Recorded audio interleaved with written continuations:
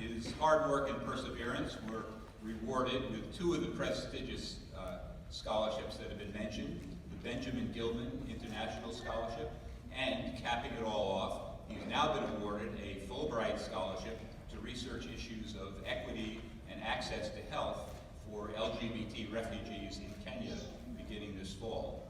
So Michael's success is an enormous personal achievement, and it's an achievement for this unique CUNY program. The program can be proud to be helping to launch Michael's service as an advocate for health equity. And for myself, I'm just honored to have been his mentor and to be able to introduce your representative here, Michael Clark.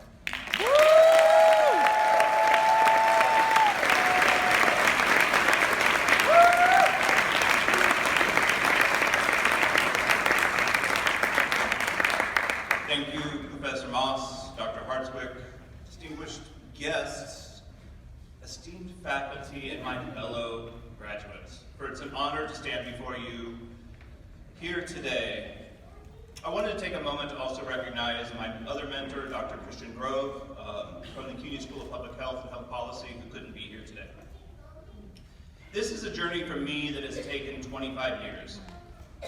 I graduated high school in 1992 with an ROTC scholarship to the University of Portland in Oregon. It was exciting because I was the first person in my family to graduate high school, let alone go to college. But I was a different kind of student, and I struggled, not because my studies were particularly rigorous, but because I was different. You see, the year before I had come out as gay, and back in 1992, people didn't come out publicly very often. So not only was I different, I felt very alone. When the news reached the head of my school, my scholarship was revoked. I was kicked out of my dorm and forced to resign from ROTC. They actually said I marched to the beat of my own drum and I didn't fit the image of the type of student that they wanted. I felt shattered and I soon dropped out of college.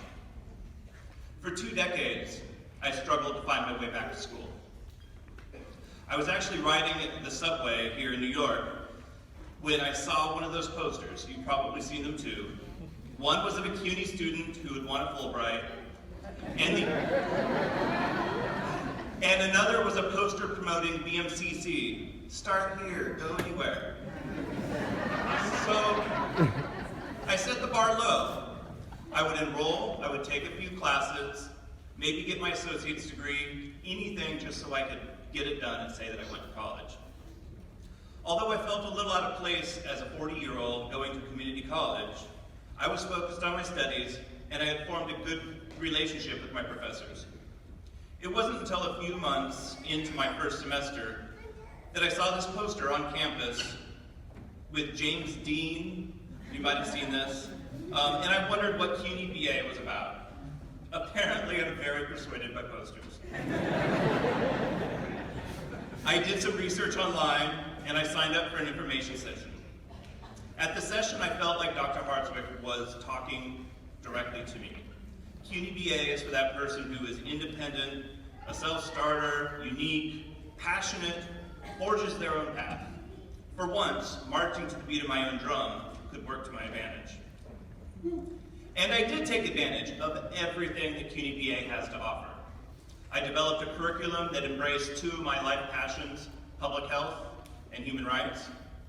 I gained life experience credit for my time in the military. With Professors Grove and Moss, I found mentors who inspired me and challenged me. Even while at BMCC, I took plenty of e-permit courses. I took 5. Anybody take more than that? Oh, good job. They are a pain in the head.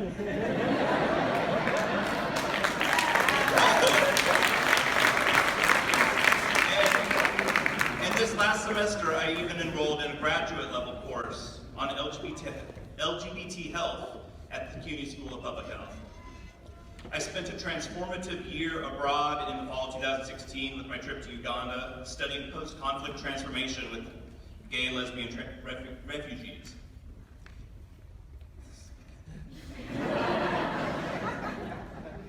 And all of these reinforced my passion in public health and human rights. And through it all, the marvelous Kate McPherson was an advisor that was with me.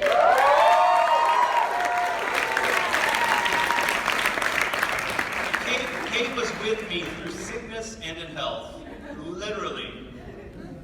While I was in Uganda trying to finish my Fulbright application, I came down with malaria and was hospitalized for 3 days.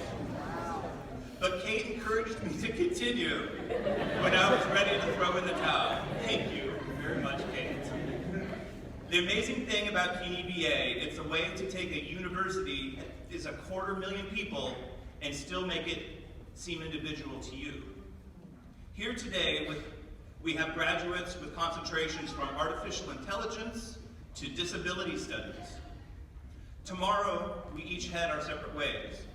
Some of us are going to work, I heard some of you are going to travel, and others are going to graduate school. I'll be going to Kenya to do Fulbright research on LGBT refugees, a passion I probably wouldn't have discovered if it wasn't for this program. And although the academic aspect of my time here at CUNY was fulfilling, there were lessons learned outside the classroom that were just as valuable, simply by being citizens of New York City, students of CUNY, and graduates of CUNY BA. One lesson that I'll leave here with is the value and the importance of diversity. We all come from different backgrounds at home, different economic situations, different sexualities, different ages, different stages of our life, and different genders and gender expressions. And while we're all graduating here with very different areas of concentration, we are all one, and we are all CUNY BA. If we were all finance majors, this would be a very boring graduation. And we would not be CUNY BA. It's our difference that makes us strong and sets us apart. There is something in our character that attracted us to CUNY BA that allowed us to prosper and to reach this point today. Strength comes from that diversity. Just remember that. Because it's something that has influenced and affected me so profoundly, I would say it's not enough to respect diversity. We need to embrace it, and we need to uplift it. Even though we are all different, we do not need to be alone, like I was at that homophobic college in Oregon many years ago. Just as it was back then, those that are different are under attack today. Because of that, all of us, right now, are under attack for being different. So let's stick together and honor each other's differences, now and in the future.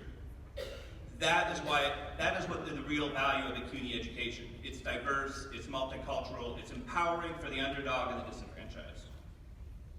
As I conclude, I'm inspired by the sage insight from a surprising source.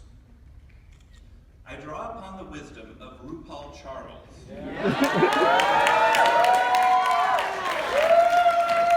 Drag queen and host of the Emmy Award-winning television show RuPaul's Drag Race.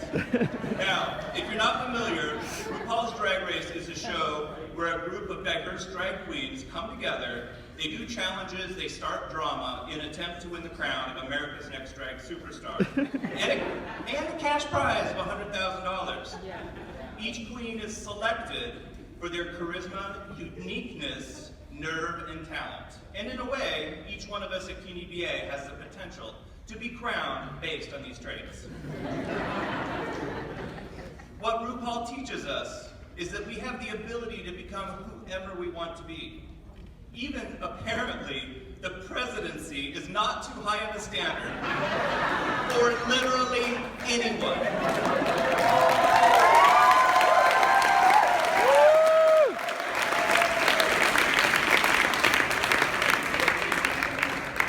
Transform ourselves, albeit through a lot of makeup and rhinestones, into a queen. So while I don't expect anybody here to literally walk out of here and become a drag queen, you can. I think we can all learn from them. Most importantly, we can learn to embrace difference because diversity is beautiful. Don't be afraid of failure. Try anything. But remember, tradition also has a value, because it allows us to honor those that came before us. And finally, don't take things too seriously. That is RuPaul wisdom. As I close, I would like to thank my friends, who are my family, for without their support and encouragement, I certainly would not be here today. Thank you, Alex, thank you, Hugo, and Professor Schneiderman, if you're here. And thank you to my partner, Christos, for putting up with I can't, I have homework. For all of these years, I love you all. And I would like to thank the staff at CUNY BA for this program and the ability to honor great students like us. And finally, I would like to thank all of you for allowing me to speak. And I want to congratulate each of you for reaching this fabulous milestone with me today.